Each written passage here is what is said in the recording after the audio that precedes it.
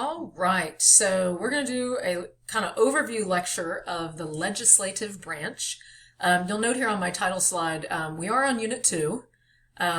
This is from Chapter 6 in the textbook, so if you want to go back and read any of this stuff, go to that link that I have in our Google Classroom for the textbook, and you can scroll through Chapter 6. It's all talking about Congress. We did the executive branch, legislative branch is Article 1. Executive branch is Article 2. I went out of order. Because there were some things that I wanted to get you to know first about the presidency. Part of the executive branch enforces laws. So anyways, we're backtracking a little bit, but we will get to it. So take your notes. Are you ready? Lots of detail. You can use these on the test. All of that good stuff. Pause if you need it. So my think about it question. Why do we need laws? We've covered this. We need laws for order. We need laws for justice, all of those things. What kind of things do you think we need to regulate laws? Or what kind of things do you think we need laws to regulate? Reread. These are questions for you to think about, right? Are there any laws we don't need? I would love for y'all to tell me that. Are there any laws we don't need? All right. So, anything in yellow, it needs to be in the notes. You got highlighters, highlight it. You don't have a highlighter, get another colored pen. You don't have another colored pen, underline it. Star it, something. Good note taking, make sure you know these terms. So our legislature, that's part of our legislative branch, is what we call bicameral. Bi meaning two. That means that our legislature is made up of two houses. At the federal level, it's called Congress. At the state level, we call that the General Assembly. If you've ever been to downtown Raleigh, you see the big Capitol building that's in the center there off of Hillsborough Street. Behind that Capitol building, past the museums, that's our General Assembly building. State level lawmakers that make laws for the state work there. Our North Carolina representatives that make laws for the country, the national, the federal level, work in Congress. And yes, many of them commute, or many of them have two homes.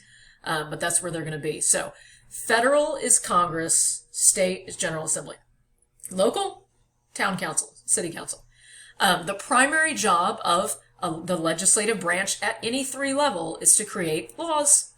This is known as their legislative role. The laws themselves are known as legislation. So get those terms down as you're talking about them. These are adult words. You'll hear them out in the real world. But also, other jobs of our Congress is to check and balance the other powers, the other two branches, and some of those are called non-legislative roles. We'll get to that at the very end of the lecture. So, moving on.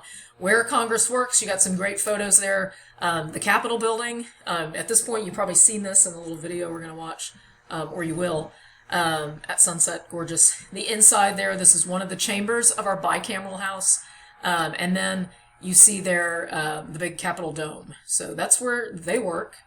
And what are the two chambers? These just sound familiar by now. If you haven't put that together, Congress is made up of the bicameral two houses, and that is the House of Representatives and the Senate. The Senate is known as the upper house. The U.S. House of Representatives is known as the lower house. Okay, so know these. Someone is a representative, that means they were elected to work in the House of Representatives. Someone is a senator, that means they were elected to be a senator. Okay, so let's talk for a second about the U.S. Senate, the upper house. In this slide here, some things you probably remember from the scavenger hunt we did, but get them in your notes if you can't recall them. A term for every senator is 6 years, okay? They don't run for re-election except every 6 years. Term limits, none. We've had some senators that are way up there in years, and if they can get elected every 6 years, again and again and again, because the people of their state love them or are too lazy to vote them out, then they'll be there forever. Requirements to become a senator, 30 years old, they have to be at a minimum, 9 years a citizen, and a resident of the state they represent. In the Senate, in the upper house, 2 per state. All 50 states have 2 representatives, so that's how we get to the magic number of 100 members of the Senate. Okay, leadership roles in the Senate. There's some positions in the Senate you need to know. You need to be able to say, what's the name of this leadership role? What do they do? The Vice President of the United States. So currently that's a picture of Mike Pence. Hopefully you know him. He's Donald Trump's Vice President. Mike Pence, or the Vice President at the time, he is President of the United States. With an S. He is also the President of the Senate. because there's 100 senators. If we have votes on legislation, you might have a tie, right? If you have a tie, the vice president comes in. His job is to break that vote. Does he do anything else in this role? Not really. So Vice President of the United States acts as the president of the Senate. He's the tie-breaking vote if needed. Other leadership roles, there's what's called the Senate Majority Leader. Majority means from the majority party. So at any time, depending on how many senators we have, political parties, how many Republicans or Democrats, whichever political party has more seats in the Senate is what's known as the majority party in the Senate. That leadership role is filled by someone that in this case, it's Republicans right now. So the Republicans have more seats in the Senate. And so they have chosen this guy who's in the photo here, Mitch McConnell. He's a senator from Kentucky. He's a Republican. And his job is he decides what legislation gets to the floor. Really, he decides what legislation the entire Senate is going to vote on, which is kind of crazy when you think about it, because this means that if he doesn't want something to reach a vote, all 100 senators, they have no power compared to Mitch McConnell. The power that this one guy has is huge. Now, in November, we're having an election. If the Democrats take the Senate back and now they have a majority, well, then they will pick a majority leader. Mitch McConnell will lose this position, lose his job, and someone from the Democratic Party will be picked. That person will then get to decide what laws come up. You know, George Washington didn't think about political parties. So this causes a lot of conflict because Mitch McConnell is a Republican. He can take and he has done this. He has done this. He's taken Democrat legislation and he said, I don't care if it's good for the country or not. Y'all are never going to see the light of day. This isn't going to vote because we don't want Republicans to have to vote on this.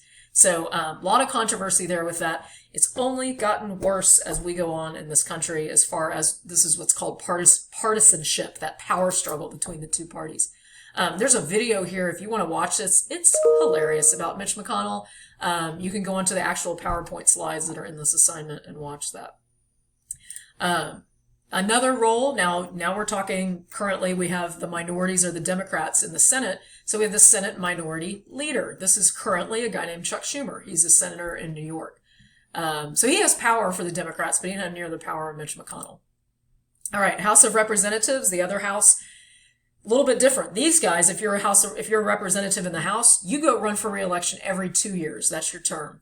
Still no term limits. Requirements, you can be a little bit younger, 25 years old, citizen for 7 years, have to have a home and residency in the district that you represent, okay? So you can't be a representative if you're living in North Carolina for Hawaii, okay?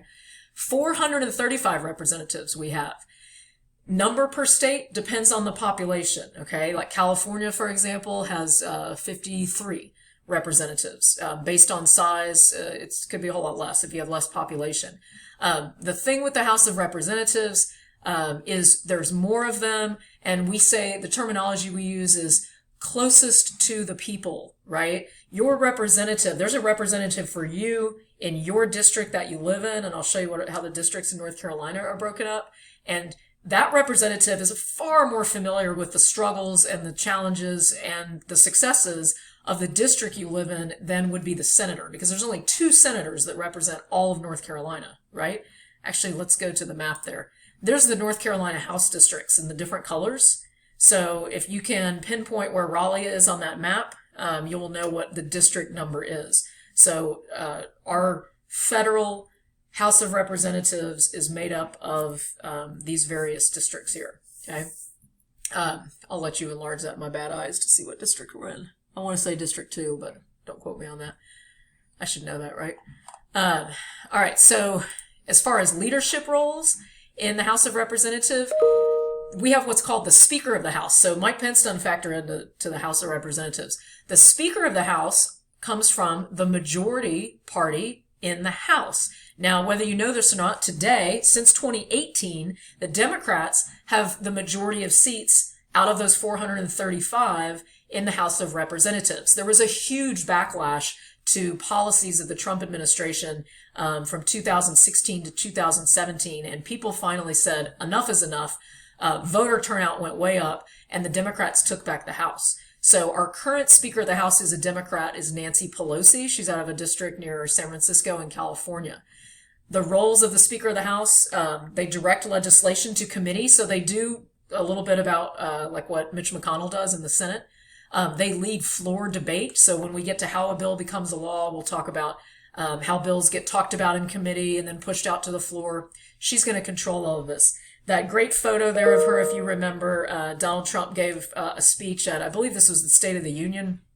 As usual, it was filled with a bunch of lies, and at the end, she did that little sarcastic clap to him, which, if you love her, you thought it was great. If you hate her, you thought, man, that's not appropriate.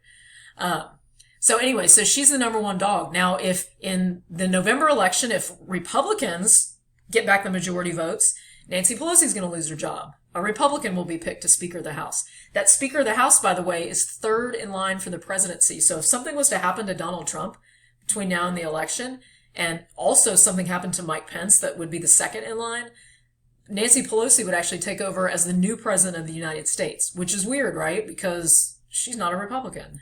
We've never had to go to the Speaker of the House in the history of this country, but some other leadership roles in the House, the majority and minority party whips. This name comes from, they try to basically whip up votes for legislation. So if there's going to be a bill for, let's say, we want to do something with solar energy in all schools. This is going to be a federal bill. They're going to give money to the schools, and we're all going to, or we're going to get better ventilation, which would help us in a pandemic. So if this legislation is going to be out in the House, these whips of both parties, they go and they say, hey, here's what we're going to do. Here's what we're going to vote. When it comes down to voting on legislation, by the time it actually gets to a vote, the whip has pretty much ensured who's going to vote for what. So we already kind of know the tally before that happens. Again, when we get to how a bill becomes a law, we'll see more on this. Total members in the United States Congress, 435 representatives plus those 100 senators in all of Congress, 535 members. The 435 House representatives was set by a law in 1929 called the Permanent Apportionment Act. Population changes, but we'll never change that number. I don't say never, but we're not going to change that number of representative seats. So we might shift. You know, if Raleigh gets a bigger population, or the district Raleigh's in gets a bigger population, we might get another representative in the state, but that will come from another state that lost population. So we're always going to see that 435. All right. As far as this term, another term here, constituents, is how that's pronounced, constituents. These are basically the people who are represented by any member of Congress. So again, the Senate, both senators, those two senators, represent the entire state. Their constituents, if you're a senator, it's the entire state. In the House of Representatives, your constituents are the residents of your district. So if you're in District 8, your constituents live in the boundaries on the map of District 8, okay? Districts are drawn on state maps every 10 years. So we're going to talk about this.